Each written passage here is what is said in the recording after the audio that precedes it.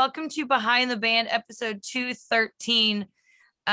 We are doing likes and gripes. So this is an idea I found on an internet search for great interview questions for a band. So we're going to talk today about the different aspects that goes into a band day to day, as well as the performance itself. And we are here today with Kyle Snapdragon Diehls, Teresa Collier, and Jeramie Gorman. And of course, I'm Lena. And so how are we doing, guys? What's going on? Not too much, having some tech issues. It's all good. Yeah, you'll notice we've got Teresa on FaceTime because I'm not there, so I can't help with the computer. But anywho, so I guess let's just start from the beginning.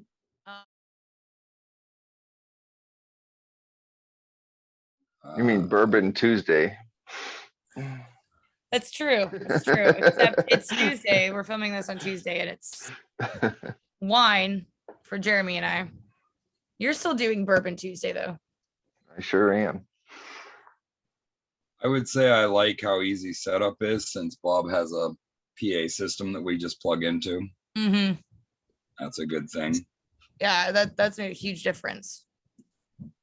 It's like at least last time it was extremely hot.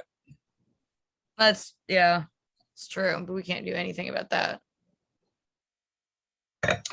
No, just the space. The AC wasn't keeping up. It was very hot.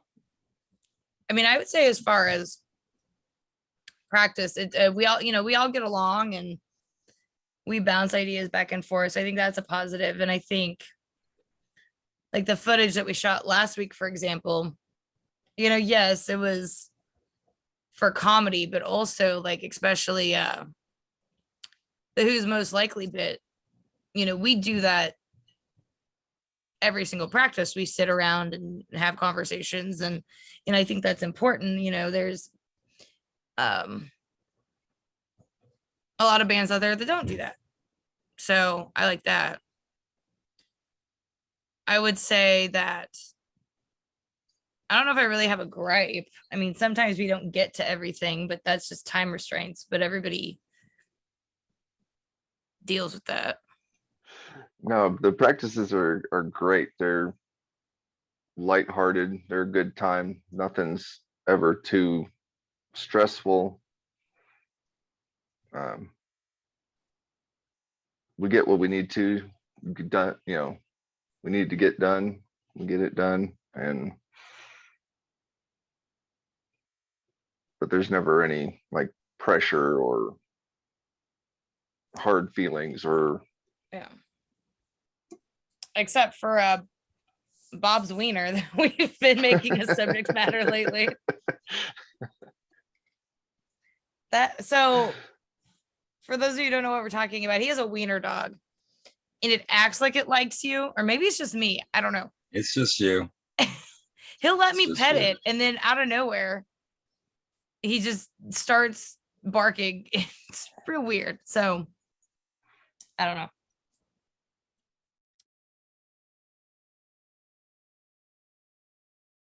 It's a lot of work, so I guess that might be a gripe, but the system is becoming more streamlined, and Derek has definitely helped with that as well. Mm-hmm. So those are good things. Well, I think maybe some issues we run into are,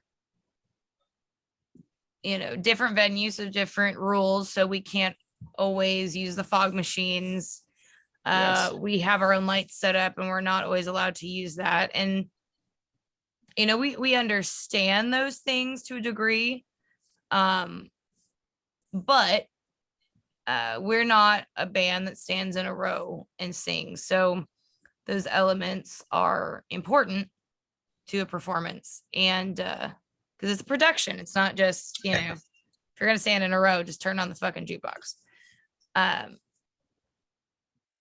But I think in the interactions we've had where we've been told no, it's been done in a rude manner. And I think that's where the conflict ensues. There have been a few times.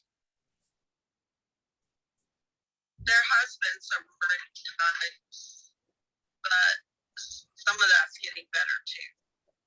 That's true. That is true. Pre-show is And a lot of always our the, limitations.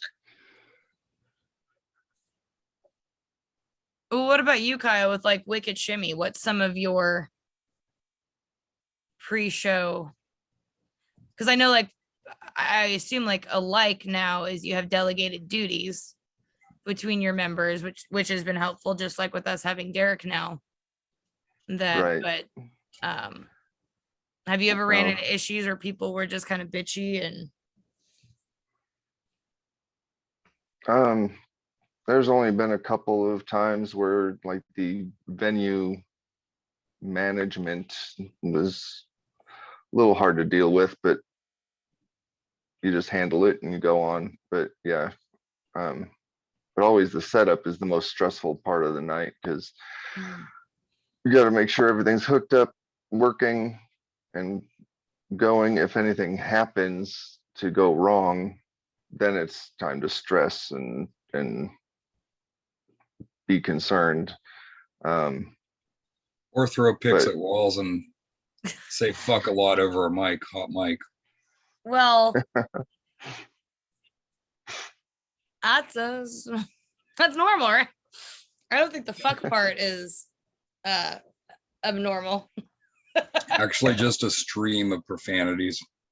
Oh, that's true. I'm That pretty is good true. at that. But yeah, like you said, we have, everybody's pulling their weight. Everybody has, not necessarily assigned duties, but they all have what they have, learned so far, and they can take the lead on it and run with it. But everybody's doing something to help set up. So it's the hardest part of the night, but it's also what I consider that's what I'm getting paid for. The playing on stage is the Mhm. fun part, and the money making part, but the work is beforehand.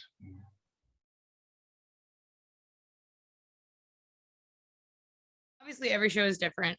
Every show has its ups and downs. Well, some shows have no downs, so that's great. But I think we've all done God knows how many shows at this point. That what would you say, like, the moments that you love, and then like something that's just like, That's easy. okay, Crowd interaction, yeah, by far the best part. And little stages suck. that's true. When we don't have enough room to move, or for instance, when the bass player and I keep smacking the heads of our instruments together, that's Yeah. not cool. Not nearly as much fun. I would say, yeah, I agree with you on crowd interaction, because most of the time I get home at, somewhere between 4 a.m. to 6 a.m. after a show. And if it's, because the crowd may love it, but they don't always respond, they're not vocal about it. It's the same thing when I ran the theater company. That they'd always come up, to you after the show and say they loved it. But those nights that they're not vocal are more exhausting than vocal crowds, because even though I'm getting home at the same time, I'm going to have a far easier time the next day getting up and getting shit done if you've shared some of your energy with me. So We're a little like vampires in that regard. yeah, that's true. It's very true. But Kyle? it is a cycle. It is a circle, though. I mean, we give and we take at the same time. That's true, but it can also be one-sided, because we're going to put on the same show no matter what. Yes, and that can suck. Yeah. And I want to be very clear that that is not an insult to the crowds. It's just every crowd's different, A lot I agree just- that the energy of the crowd is a plus. It shows you that they're getting something from the show, not just listening to the music, and that they're enjoying the show too. They're being part of the show by participating and showing their energy and dancing and stuff. They're being part of the show. So that's always a lot of fun. Yeah, I like how you said that, because it's more then it's a shared experience instead of what's the term I'm trying to think of? Like when you watch a movie. Like when they participate, it's a 3D experience, but when you watch a movie, you know, it's like it's a 2D experience. So, oh, I gotta use that on our marketing stuff. I like that. Well, and that definitely applies with the way you go out in the crowd. So yeah. Well, I mean, we all do now. I mean, except for poor Bob, who's stuck. Yeah, that's true. We're all wireless. Chris was not wireless. Is Chris not wireless? Sometimes, not always though. Chris, Yeah. how about with a wire? No, when we were doing the 5-piece a couple of times, he was wireless. Oh,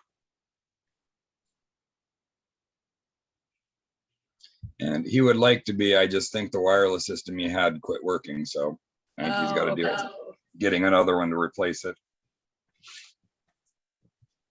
So what about a gripe? more active with a wireless. He'd be able to go out with you. I don't know. He might kill somebody. Dude's awful active. He might accidentally kill someone. God. Swinging the neck of that bass around. That could get dangerous. Well, you know, sometimes that's called for, which brings me to my gripe, which is I'm going to try and say this in the nicest way possible. For the strong emotions I have about the subject, but stay the fuck off our stage unless you're invited, you know, and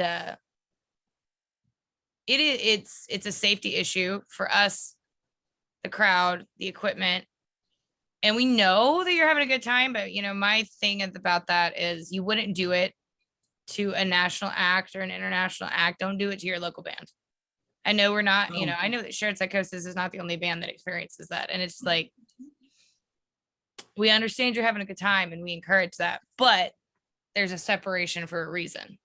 Some people do it with national acts, but then they end up in jail. Right. Yeah. That is true. But I would say that would be my biggest gripe. I want everybody to be safe. Yeah. And not, we've had people accidentally trip over the equipment and stuff. Well, that's not good for the person. It's not good for the equipment, but it's not good for the person who's out there trying to be dancing and then trip over the equipment. Luckily, most of them that have done it have been drunk enough that they didn't get hurt. That's true. That is true. But it's a very scary experience for us to see it, you know. We were in one situation where people got in a fight in front of the stage, but they didn't get on the stage. So you handle your own shit at that point. But I'm trying to think if I have another gripe. I mean, I'm grateful for every time we get to perform, but I agree with the small stages and small floor area, because like we've all said, we're all active and trying to figure out how to maneuver and not kill somebody or accidentally smack them is sometimes challenging. Yep. Yeah, that's probably the biggest gripe I have is when the stage is so small and we're trying to figure out how to arrange the equipment and the speakers and the monitors and microphones, and then still have room for people Yeah. to breathe even, you know, because it's like sardines. And, you know, and I think we want to make clear that we are always grateful for the opportunity to entertain, but there's many places that we've all played, you know, many local bands that the stage and the venue was obviously an afterthought. And live music is not dead. And I think that, you know, venues used to, the stage was built first and then everything else. So I would like to get back to that. That would be great. All right, if I have I'll preface the gripes with this, and you've already touched on it.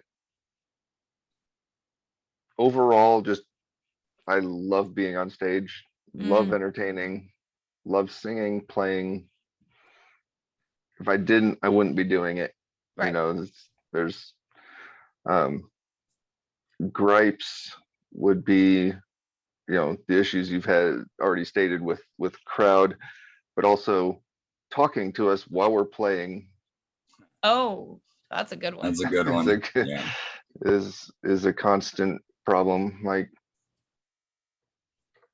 and then requesting songs to a Yes. Why did I forget that? Sorry, I didn't mean to interrupt. Go ahead. point. Yeah, no, you're good.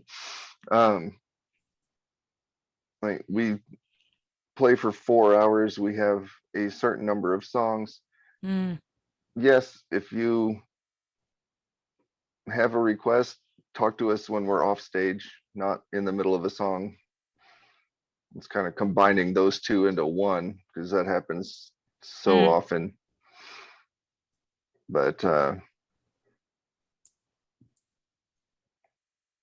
guess another gripe might be, like, we're still getting paid the same amount that musicians were in the 70s. Yeah. So there's not been any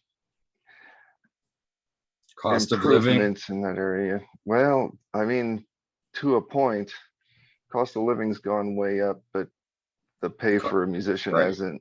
Yeah. No cost of But living increases. But to add on to your thing about the request, that's a very good point. Because yes, if you okay, it's a double-edged sword in my opinion, because if you have a request, yes, talk to us on a break, not while we're on stage, because we do 4 hours. Typically around here, a gig is 4 hours. But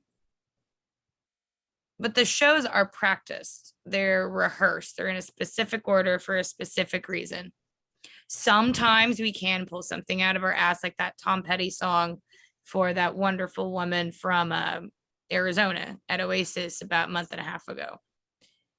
But 9 times out of 10, that's not going to be the case, because that's not, you know, we're not a jukebox. We're also not a jam band. Right. I mean, that's very true. Everything we do is, you know, pre-selected, learned, rehearsed, and put together to create the show that we put on. So, and if you ever, like, Teresa's son Tony, he collects like our set list, so he would know. But like, if you've ever seen like our set list, speaking to the general public, you know, there's even notes where like Jeramie changes guitars, I speak, Kyle speaks, you know. Yes, we make our impromptu jokes and stuff, but there's specific moments that are accounted for. And I think that's, you know, it's kind of like a play in that way. You know, things have to be a certain way to make sure we end on time. well, definitely with your background, yes, you put stage directions on set lists. Absolutely. Yes. I put stage directions and set lists. Yep. I'm going to counter the we're not a jukebox thing with, if you put enough money in the tip jar and we know the song.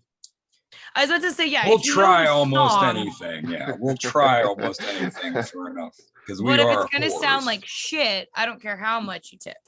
Because I'd Right. rather not do the song and not get the tip than get the tip and make an attempt, but it sound like shit. You know, I just have too much pride in the show for that. Right. Plus, there are some things that are just hard lines.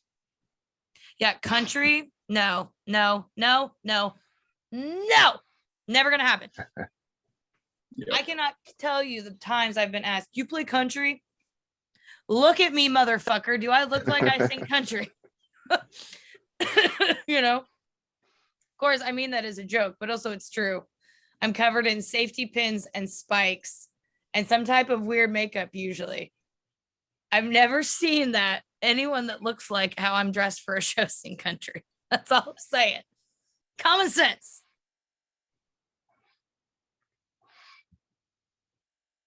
Getting spicy now.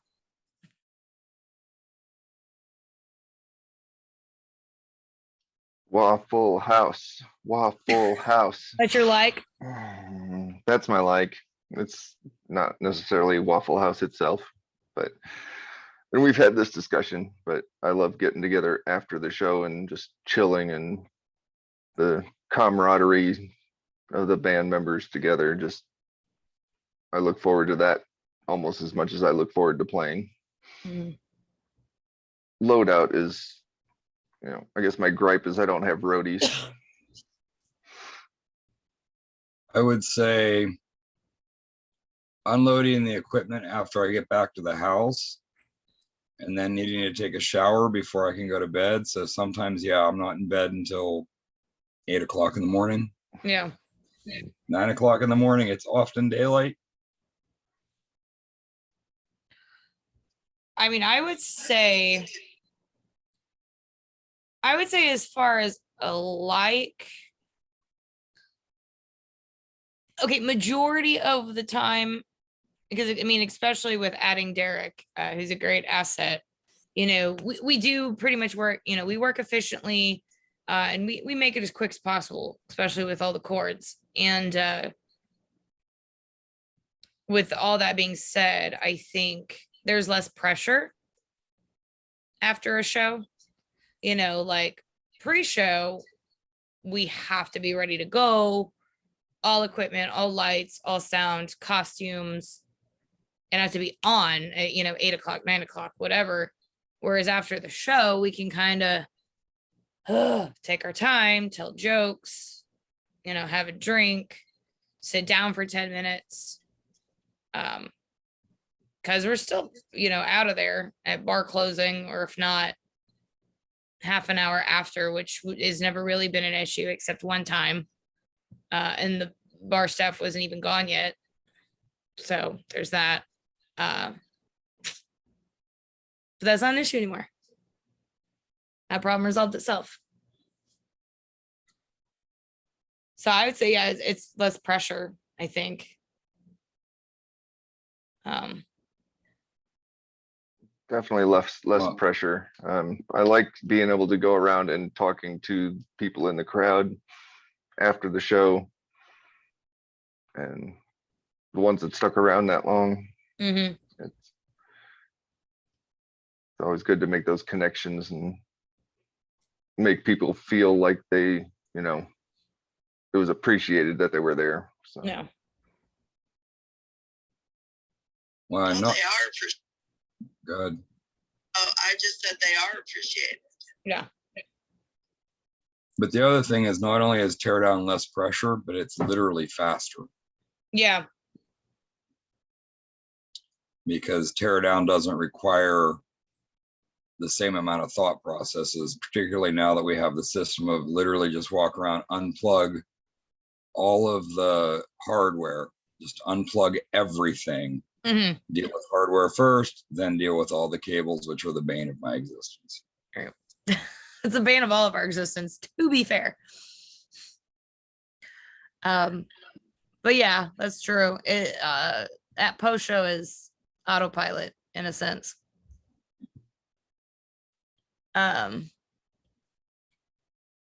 I don't know if I necessarily have a gripe other than the one that resolved itself. Actually, I could probably confidently speak for Bob on this. For many bands like us that travel, we've talked significantly already about the fact that we get home very, very late. Now granted, at least in Jeramie's and I's case, yes, we do like sleeping in our own beds, but I know if Jeramie had a place to stay with a pool, he'd be down. Which kind Especially of the goes, hot tub. right. Yeah. See, I'd be cool with a hot tub. Not a pool person, but not having a place to stay, like Kyle said, you know, a lot of the band pay is still stuck in the 70s, and that typically doesn't come with a hotel. And so yeah, I'd say that's a gripe. Like I said, I like to come home, but also sometimes it's not safe to. You know, you're either overly tired or, you know, I mean, we all drink at the show. I mean, none of us really get drunk though, or at least by the time we drive, we're not. But tired, I mean, tired is worse than drunk driving. So, I mean, especially in Bob's case, I know he struggles a lot. He has night blindness. So I think, yeah, that would be a thing is, Well, and he often comes by himself too, which makes it Yeah. much more difficult. I know I struggle on that drive from your house to mine, like a lot. Yeah, there's several trips back from Mountain Home that I don't know how I made it. I'm surprised none of us have been significantly injured. So I think venues, if you can afford it, maybe start adding that into your contracts with bands. I know there's, I don't want to say larger bands, but bands that have been going on for 10 plus years, you know, musicians talk. We know how much each other make per show, and we know what's included. And maybe start thinking about making it kind of fair across the board. Especially on the trips that are, you know, 2+ hours Right. drive time. And you know, if Especially, that's, I'm sorry, go ahead. especially when a gig ends at 1 o'clock and then you break down and you have an hour to 2 hour, you know, well, 1 hour is not so bad, but when you've got 2+ hours, Yeah. that makes it really a long. You got to remember, we leave early to set up. Yeah. Then we perform, we tear down, then we drive home. That's a lot of hours. Yeah. I'm often there for 12 hours for a 4-hour gig. Yeah.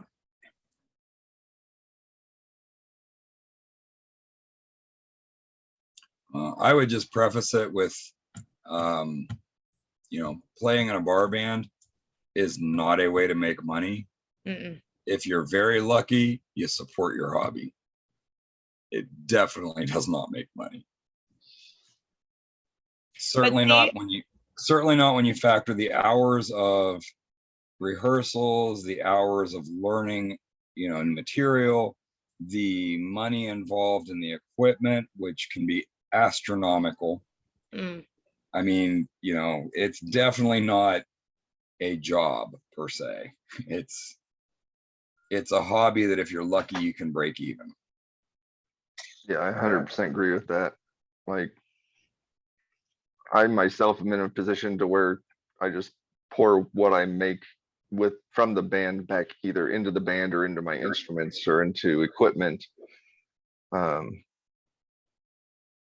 I'm still just breaking even. There's no extra income to be made at the current pay scales anyway. Well, and I want to elaborate more on this because I think that we as musicians in Shared Psychosis, as well as other bands, need to stop being so quiet about that, because everything costs more these days. And the fact of the matter is that we should not be just breaking even or losing money for this. Yes, it's a hobby. Yes, it's something we chose. But if your venue can't afford it, why are you booking a fucking band? To a point, it's a hobby. For several of us, it's a part-time job. It's Okay, it that's is fair. making the ends meet, you know. I mean, it's not a hobby for me. I get what you're saying. Right. So part-time job, you know, we're making less than $10 an hour at best. And I'm that's not often counting making- well, I'm that's not often counting making less than expenses. 2. Yeah, I was gonna say I'm Right. often making less than 2. So So once you figure in, you know, your food and bar tab, if you have one, your gas money to get I'm gonna there, say, don't forget fuel. yeah, your wear and tear on your gear and instruments. I mean, that stuff isn't cheap. If you get maybe a year or two out of your gear with a lot of the cheaper ones, you're doing really good. So if you have to replace $1,000 worth of equipment every year, you're Yeah, kind of that's on the sunk. low end. That's on the low end, I think. But I also think it's a fair statement to say, if we're going to invest all of this time and money Yeah, and stress and anxiety into this, then I think it's fair as musicians to ask venues to invest somewhat of the same into us. You know, you can't pay a band $300 and expect to get a primo show. Now, musicians that have pride in themselves will still do it, but it's incomprehensible that I choose not to pay myself most of the time, so that way I can pay the band. That's my problem. Nobody makes me do that. I do that out of my own volition, but that's what I'm saying. That's the issue. Sorry, I'm Well, getting spicy now because we've been dealing with this a lot. Especially the places that pay very poorly, but the band being there is the only reason that people stay all night and keep buying drinks. Exactly. And, you know, again, if whoever is chosen to watch this, if anybody, again, it's not that we're not grateful for the opportunity, but the investment has to go both ways, where this is not sustainable for anybody. Well, with the price of gas, we're not going to be able to afford to go very far, you know, with not being paid well. Because we're putting a lot of the money that we make back into the fuel tank to get back for it. Yeah. Because that's the other thing, is you also cannot do this in a Honda Civic. At least I can't, because I've got a full PA and a full light show. I drive a half-ton van that gets me about 16 miles to the gallon. So it can add up for sure. When I filled it up the last time before the last show, it was $130 in fuel. No. Yeah, the smallest vehicle we use to haul all that equipment, the van is stuffed and loaded, very loaded. Almost every single. The only places like Oasis where we don't have to take all the sound equipment and the lights, because they have such a good sound system and they have some fantastic lights. Yeah, they've done a great job in investing in bands. Yeah.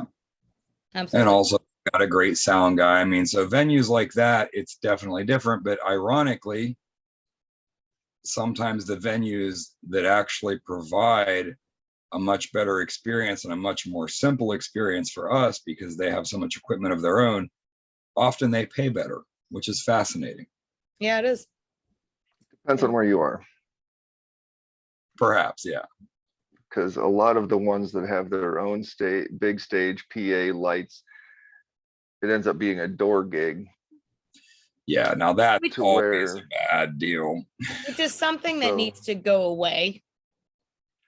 Yes, it is. I agree. understand having a cover charge for like to help cover the cost of the extra security guards and things like that. I understand having a cover charge for the bar itself. But I'm sorry, if you were a band and you were still playing for door, stop. Know your worth, ask for the money. Do not play for door. Yeah, even if it's a low guarantee, a guarantee is still better than door. Because you know you're going home with something. Because I mean, even bands that have a really great following, there might be an off night. There might Yeah. be something else happening. There might be whatever. I mean, that it's just too much risk. No. I think my biggest gripe out of the whole pay scale conversation is the bands that are taking the lower paying gigs just because they can. If you want to get paid $150 for the night, why are you even playing out? I mean, there's a lot of bands out there that are drawing that price down for the rest of us. And yes, it's showing what we're better or we're worth more, but the bars don't care about that. They say, well, this band will do it for this much. Yeah. So the problem comes in if you do ask for more and they, agree to pay you more, then you're only playing every 3 months instead of every 6 weeks, if that often. So, Oops. yes, we're getting paid more, but we're getting Less less work. time on stage. It's all a double-edged sword. And I think that's why this conversation of likes and gripes is important, because we're not the only ones that go through this. And we've had these conversations amongst ourselves in private, I don't know how many times. So I'm like, fuck it, let's take it to the internet. That's always a good idea. Hey, at least we have experience and facts and evidence to back it up. So it's like, you want to see our fucking pay stubs? I'll show you. I have everything.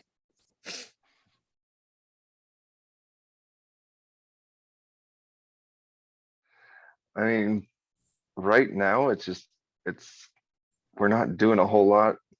We've spent like half of 2020 and all of 2021 building around our new singers. 2022, we're still just kind of riding the wave of what we've already built. We did go, both bands auditioned at a venue, and we're told that, yes, we definitely want to work with you in 2022. Send us what dates you're available. Then crickets for months. Yep. Reach out again, nothing. Reach out the third time, and it's like, sorry, our calendar's full for the year. Okay, And so then- we Which went again- through the whole effort of doing this. Well, and then also And was having not paid, and that was not paid. That was fuel expenses. That was time. That was effort. And for what purpose? well, I mean, in auditions, you never know. So you're not going to get paid for an audition. That's whatever. But I think what was a nail in the coffin was the lack of communication, like Kyle said, the blatant lie. The confirmation that, yes, we want to work with you this year. We want you here. We want you to play. Oh, wait, no, we changed our mind. Well, communication is an issue, because I get that all the time. It's like either is no response, or we'll get a message or an email or a text and I'll respond immediately or with an hour or two, and then nothing. And then if they run into another member of the band, like, oh, she never gets back to me. Really, motherfucker? But as far as that one that you're talking about is concerned, and others, you know, if we're not a good fit, just say that. Don't keep a band on the hook, you know, especially when we find out later that you hired a band throughout the year that didn't even audition. Right. So I'm curious who else they lied to, you know? I respect a venue much more for upright honesty, saying, hey, you're not a good fit, or hey, we can't afford to pay you what you're worth. Those are the two things Right. that I hear that I respect.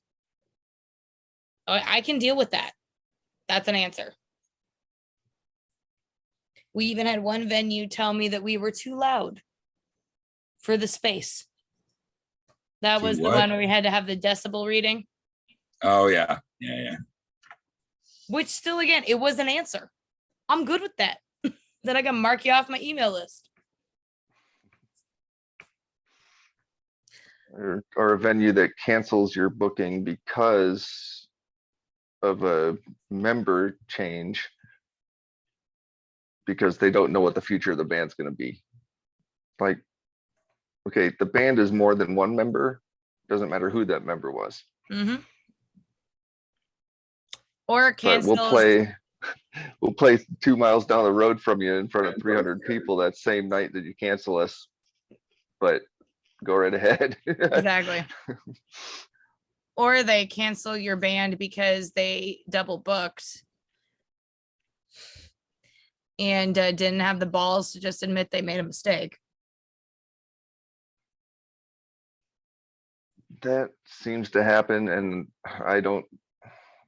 I'm not sure how it happens so often. It's a flaw in somebody's bookkeeping, multiple people's bookkeeping, as far as Well, what they have on the schedule. I'm going to use this as a positive example, and I am going to mention the specific bar because it is a compliment in a weird way. So Oasis Nightclub, which used to be Royal 66 when Eric and Jenny Story purchased it, they started taking over bookings as well. But Bree Justice, who we've always worked with in the past, she was also booking. So in the transfer of ownership and the calendars, there was confusion there. So we did move some dates, but dates were never taken away. You know, we came up with a solution, and that's a situation, that's a real situation, and they were honest about it.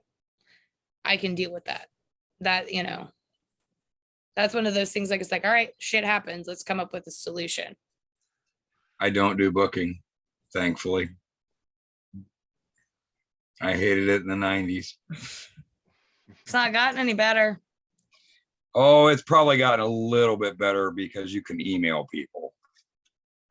Yeah, I but used to have to drive around and hand out CDs that were burned off of a computer. I want to do that. I want to have the time for that, because if you Horrible. can't get them face to face, they will just ignore your ass. Most of the time, there's some people that are good about it. Don't get me wrong.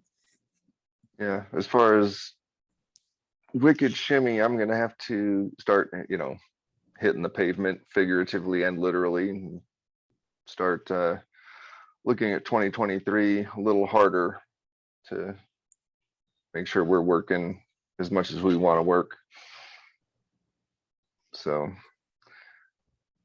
it'll include a new website and press kit and all of that good stuff so that we can actually market ourselves. That's been kind of a hindrance right now, because although I've updated a lot of the stuff on our free website right now, it's still not a great website. So need to get that upgraded, updated, and higher quality to actually promote the product that we're putting out.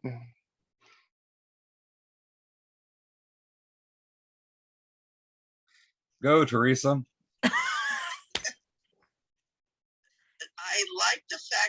honor the fact that I disliked certain songs. Oh, you're welcome. So it's like, but as long as we keep in,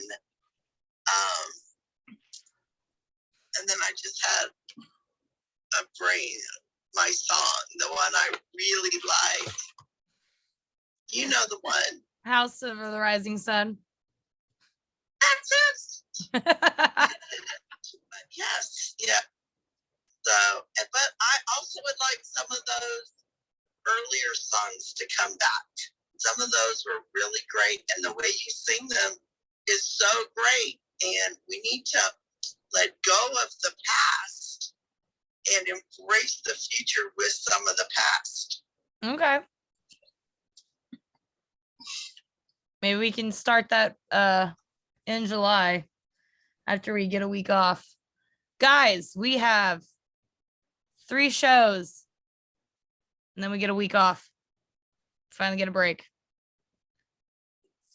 I have a like. I am super excited that Wicked Shimmy and I get to open for Saving Abel tonight at Kiss Bar and Grill. It's a 2550 South Campbell in Springfield. Beyond excited. Woohoo! We are so proud of you guys. I know I shared privately, I don't know who that is, but I'm so proud of you. Yeah, you sent me that song list and I was like, They're great. I love them.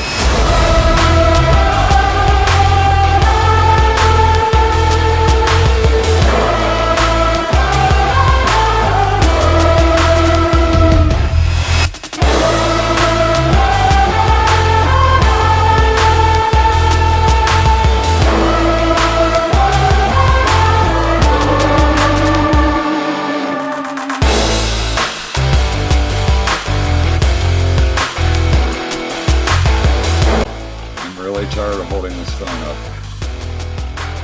that's Right, how we're yes, gonna end the completely no. episode.